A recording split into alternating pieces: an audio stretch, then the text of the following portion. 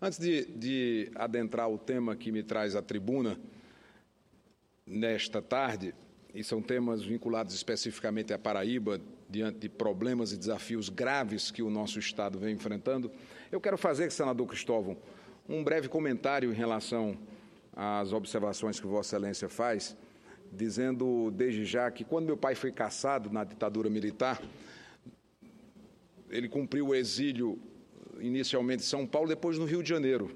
Moramos ao tempo em que ele estava com os direitos políticos suspensos pela ditadura, muitos anos no Rio de Janeiro. E lá estudei no Colégio Ofélia de Agostini por um período curto e depois me matriculei com os meus irmãos, Ronaldo Filho, Glaucio Savini, no São Vicente e Paulo, onde conheci Chico Alencar, que era professor.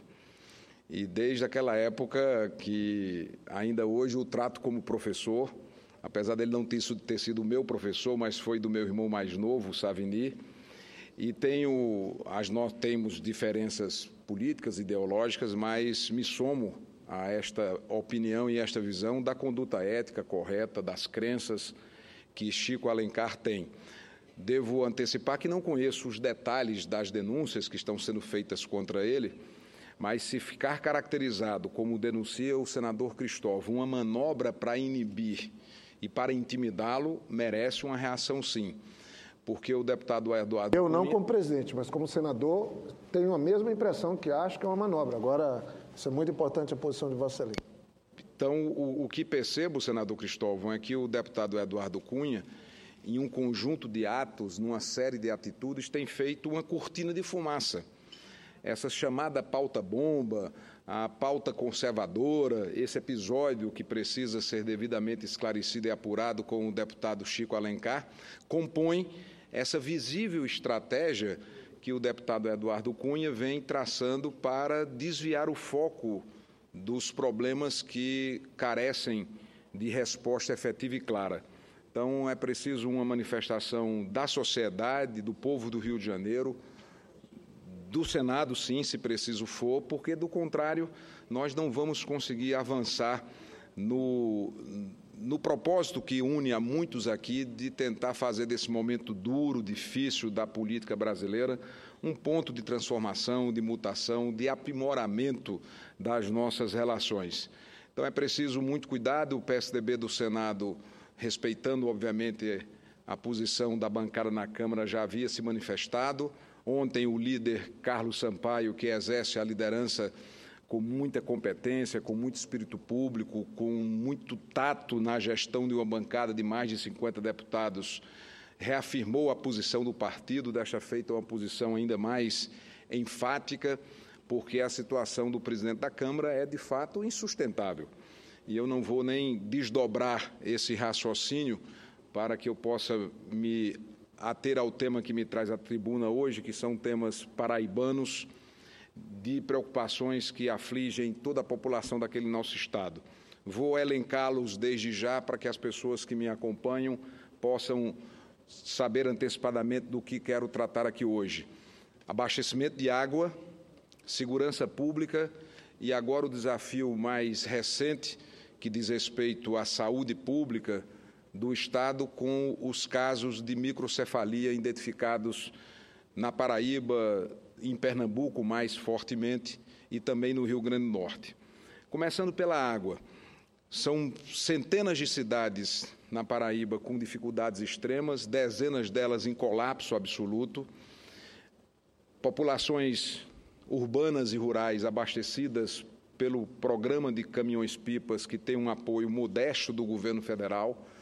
O governo federal não consegue compreender a dimensão do problema do suprimento de água nas cidades e nas comunidades rurais da Paraíba, e isso serve para o Nordeste inteiro. E hoje, boa parte das cidades estão sendo abastecidas pelo esforço, pelo sacrifício das prefeituras municipais, que não dispõem de um volume de recursos suficiente para tarefas básicas e tem que suprir essa que é uma necessidade essencialíssima. E Campina Grande, a maior cidade do interior do Nordeste, a segunda cidade da Paraíba, vive a ameaça de um colapso completo. eu me refiro a um período em que meu pai foi governador, Ronaldo Cunha Lima, quando a cidade tinha necessidade de uma nova adutora. E foi feita uma nova adutora do açude de Boqueirão, o açude Epitácio Pessoa, e normalizou todo o problema de abastecimento que a cidade possuía aí na década de final dos anos 80 para a década de 90. A partir daí, em 99, enfrentamos uma grande estiagem com um racionamento no município de Campina Grande. Foi quando cresceu todo o movimento pela transposição do São Francisco e, basicamente, no projeto da transposição do São Francisco, o eixo leste, que atende exclusivamente a Paraíba, é exatamente para reforçar o açude de Boqueirão, o açude de Acauã, que foi construído pelo governador e atual senador Zé Maranhão, e com isso dar a estabilidade a partir de Boqueirão, não apenas para Campina Grande, mas para várias outras cidades. Então, o plano A para a solução definitiva do problema de abastecimento de Campina Grande seria, naturalmente, a transposição do São Francisco e uma adutora que comecei como governador e que não pude concluir a obra, que era mais uma adutora do açude de Boqueirão, que iria dar a estabilidade da cidade. Acontece que o plano A micou, porque, infelizmente, as obras de transposição de São Francisco estão atrasadas. E queremos que o governo federal adote providências, inclusive com a contratação de um terceiro turno de trabalho.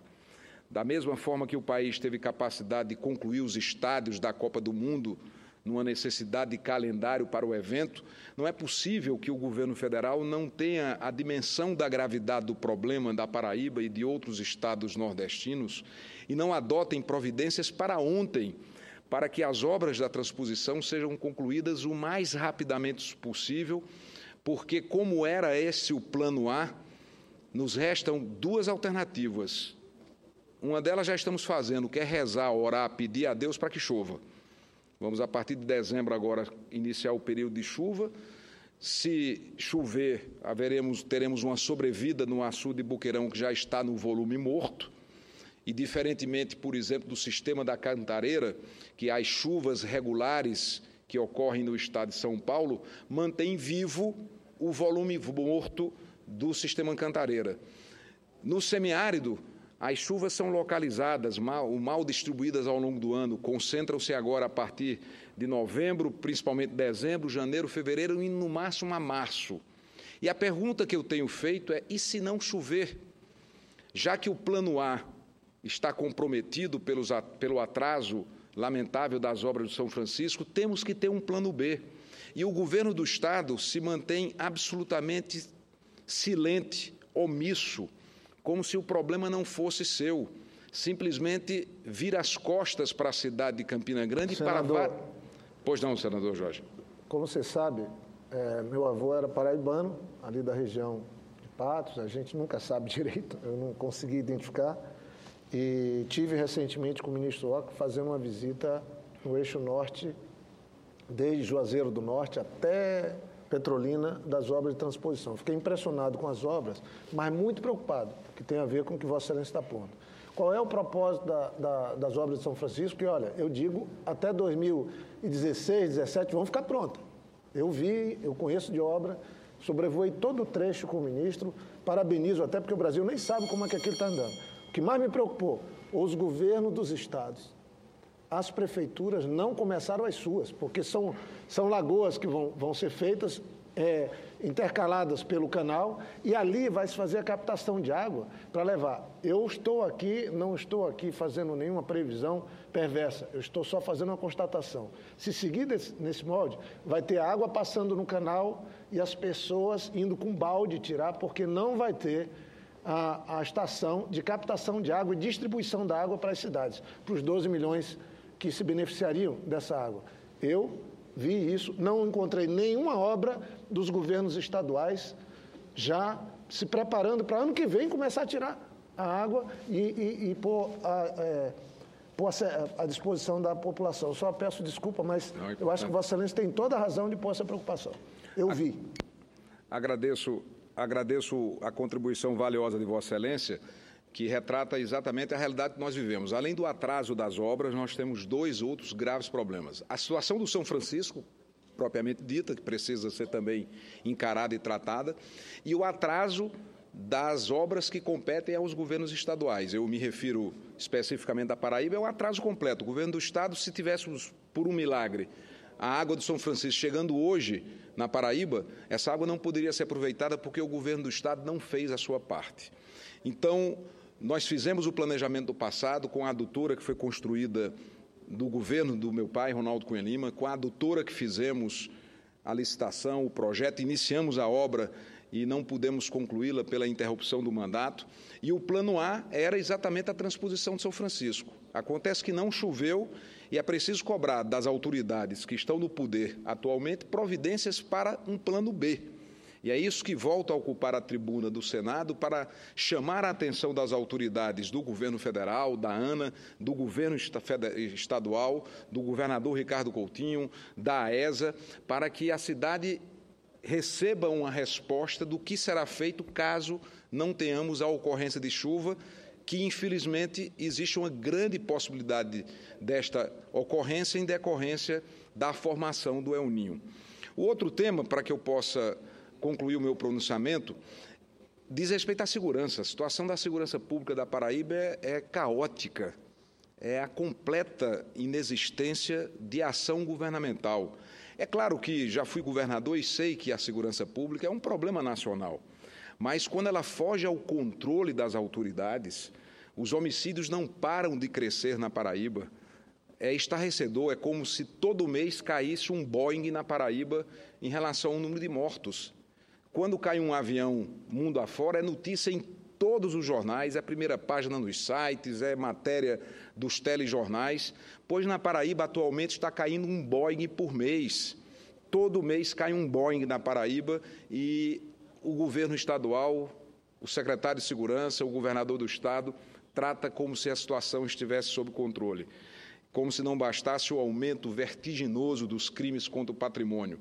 Então, é preciso que os concursados que foram habilitados no último concurso sejam chamados, que o efetivo da Polícia Militar, que reduziu nos últimos anos, seja aumentado, porque é o primeiro passo. É claro que a solução não é tão simplista como simplesmente colocar policiais na rua, mas é a primeira providência, é a providência mais urgente. Também para ontem é convocar os habilitados do concurso para ampliar o efetivo tanto da Polícia Militar como da Polícia Civil nas ruas de todas as cidades do Estado, porque aí é um problema que atinge João Pessoa, Campina Grande vive em estado de desespero, o Sertão da mesma forma, o Curimataú, o Brejo, o Cariri, é o estado inteiro sofrendo com essa onda descontrolada de violência. E agora, numa área que já tinha muitos problemas no atendimento em saúde hospitalar, faltando vacina, faltando medicamento, vem agora a microcefalia.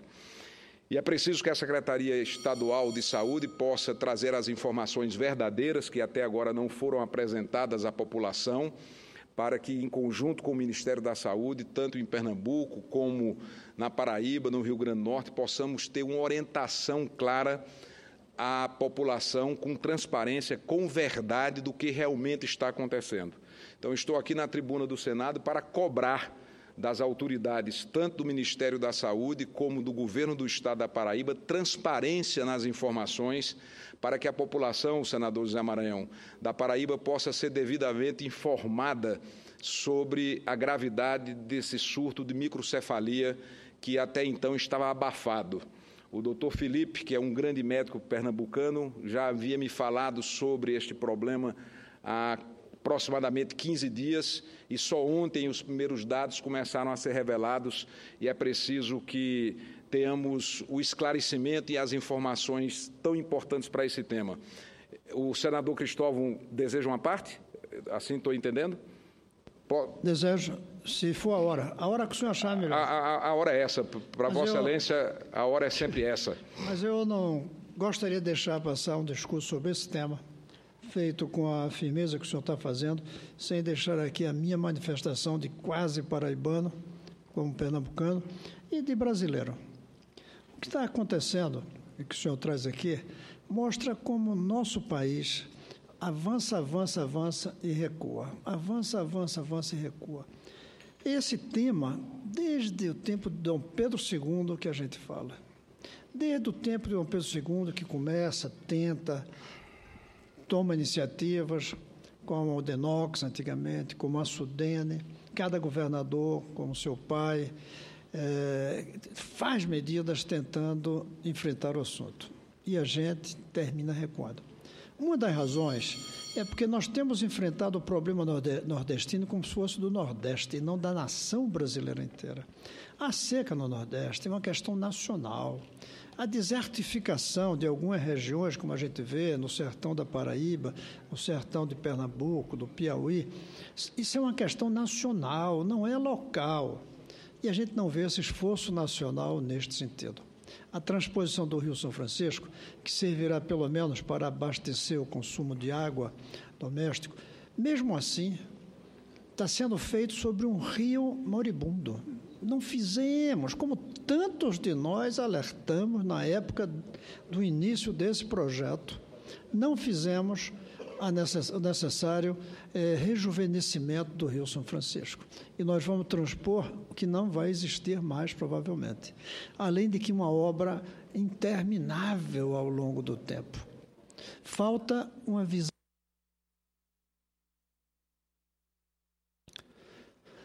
Falta uma visão nacional desse problema. E o seu discurso, eu espero que desperte o Brasil para essa realidade, porque é uma tragédia de proporções maiores do que talvez esteja acontecendo no Mediterrâneo com a migração de pobres da África e da Síria para a Europa.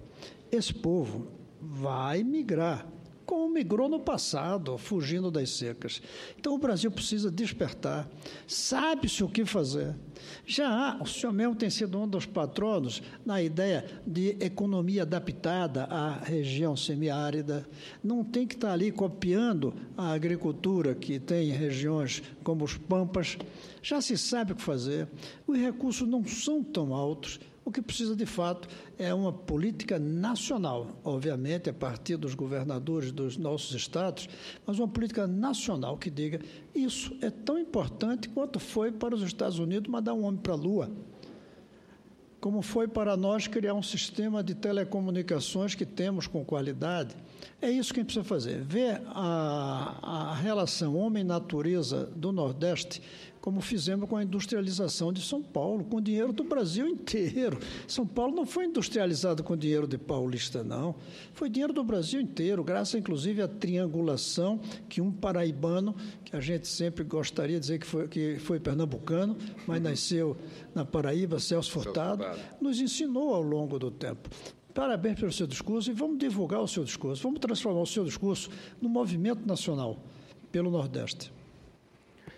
Agradeço profundamente, senador Cristóvão, a parte de Vossa Excelência que eu incorporo a este meu pronunciamento. Agradeço ao presidente a tolerância do tempo, apenas nesse minuto que me resta para fechar o raciocínio com a presença do senador José Maranhão.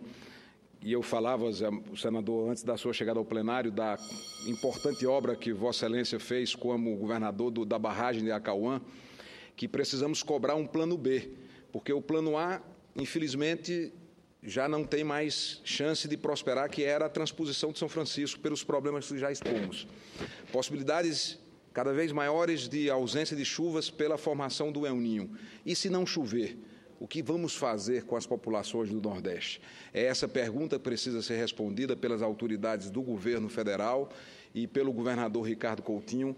E, se o presidente me permitir, eu escutarei com muita alegria a palavra e a parte do senador José Maranhão. Minha obrigação, senador Cássio. Obrigado.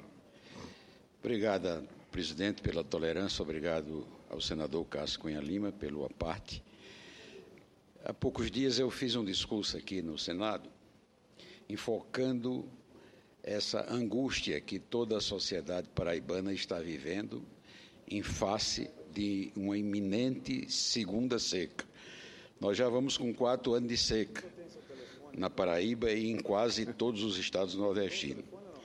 E pela formação de El Niño, conforme Vossa Excelência já salientou aí, há toda uma possibilidade sinistra de mais 2 anos de seca. Os reservatórios d'água da Paraíba estão praticamente esgotados, com alguma reserva estratégica ainda tem a barragem de Momuaba, que abastece a cidade de João Pessoa e boa parte do litoral da Paraíba, onde a situação é menos grave do que na Paraíba a partir do Planalto da Borborema.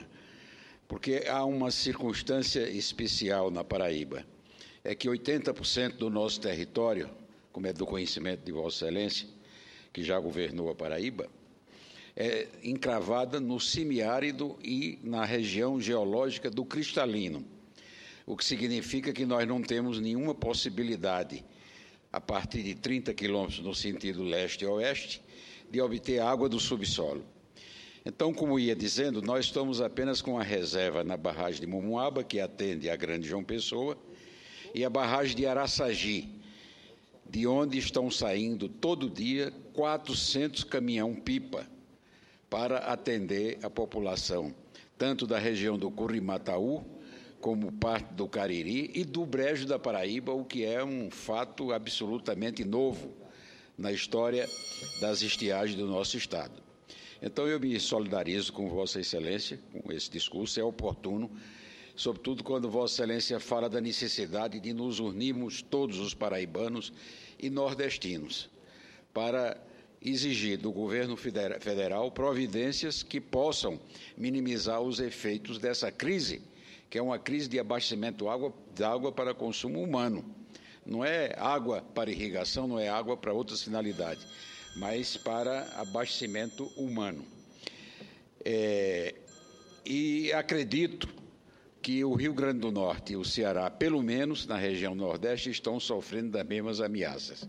O projeto da transposição do São Francisco, que seria a solução racional para essa crise, está em condições de, havendo uma aceleração do processo de implantação, chegar com soluções do ano de 2016.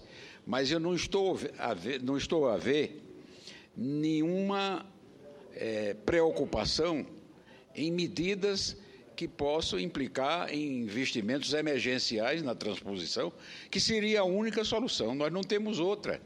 O Planalto da Borborema, que tem como sede o município em que Vossa Excelência nasceu, Campina Grande, é a parte mais sofrida, porque ali nós temos uma concentração populacional de 1 milhão de pessoas, e toda a região do Cristalino. O único reservatório, Buqueirão e Acauã, que foi construído, aliás, no meu governo, estão se esgotando completamente. Então, essa questão é uma questão séria e é uma questão que extrapola o limite da política partidária. Eu acho que chegou a hora de nos unirmos todos em torno dessa reivindicação que é fundamental para a sobrevivência da população paraibana. Eu agradeço, senador Maranhão, a contribuição da parte de Vossa Excelência, que também incorpora ao meu pronunciamento, e é esse o meu objetivo nesse instante final do meu pronunciamento. Conclamar a bancada no Senado, a bancada na Câmara, as lideranças empresariais, as entidades de classe, clubes de serviços, igrejas, para que todos nós possamos refletir e cobrar, sobretudo, do governo do Estado e do governo federal, a apresentação de alternativas. No passado, fizemos a nossa parte com as adutoras e acreditávamos na conclusão da transposição como solução definitiva para o problema. A transposição atrasou. E agora, o que fazer se não chover? Precisamos desse plano B e é isso que estamos cobrando da presidente Dilma Rousseff e do governador Ricardo Coutinho, desde já antecipando a nossa manifestação de apoio para qualquer iniciativa que seja tomada para acudir e socorrer as populações que estão aflitas e entrando em estado de completo desespero. São esses os assuntos graves, relevantes que traga à tribuna do Senado. Continuaremos debatendo em torno deles. Agradeço, presidente, mais uma vez, não apenas a Vossa Excelência, mas também a senadora Vanessa, que teve a delicadeza de nos aguardar a conclusão do pronunciamento, ouvindo as partes, diante da relevância, da importância e da gravidade dos temas que foram aqui por mim tratados. Muito obrigado.